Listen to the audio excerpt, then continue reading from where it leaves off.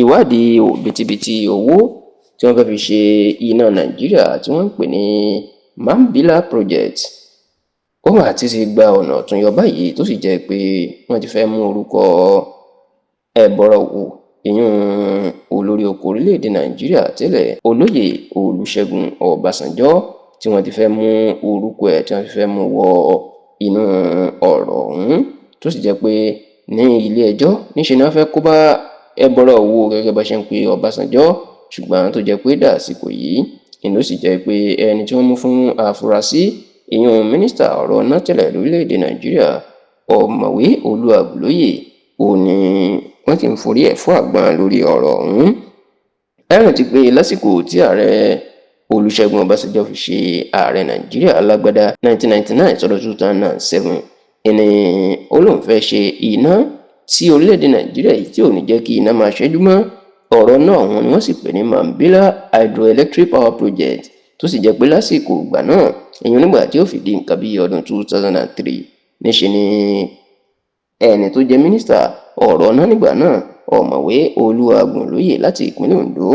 ó ní ó bẹ̀rẹ̀ ìgbésẹ̀ lórí Mambila Hydroelectric Power Project yìí láti fi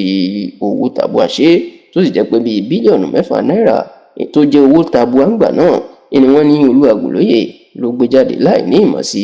Ọbásanjọ́ ọ̀gẹ́ èyí tí wọ́n ní wọ́n padà ṣe báṣubàṣu, tí wọ́n sì fi ẹ̀sùn kan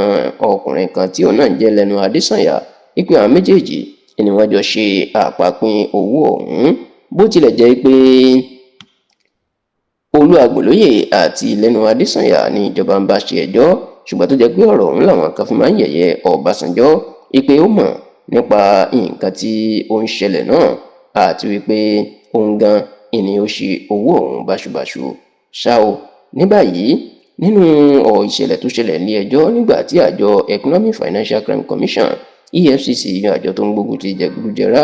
àti ìṣòwò ìlú báṣubàṣu nígbà tí wọ́n ń bá Olúàgùnlóyè tí wọ́n ń bá ṣẹjọ́ ìní ọ̀rọ̀ máa bẹ́yìn yọ nígbà tí agbẹjọ́rò Olúàgùnlóyè ìyẹn amòfin àgbà Adéọlá Adéṣípẹ̀ Senior Advocate of Nigeria SAN tí ó máa jẹ́ kó di mọ̀ wípé kán jẹ́ kóun gba ọ̀rọ̀ lẹ́nu ẹlẹ́rìí tí àwọn ìjọba láwọn ní ìyẹn Umaru Babangida nígbà tó sì fi ọ̀rọ̀ wá Umaru Babangida lẹ́nu wò ní ìyẹn máa jẹ́wọ́ wípé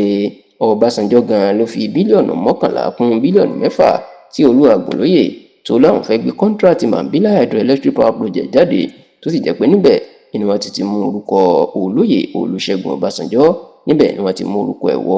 èyí tó di ariwo ńlá tí ó sì jẹ́ pé àwọn èèyàn ń wo ibi tí ọ̀rọ̀ ọ̀hún tí ó padà lọ forí sọ lásìkò yìí.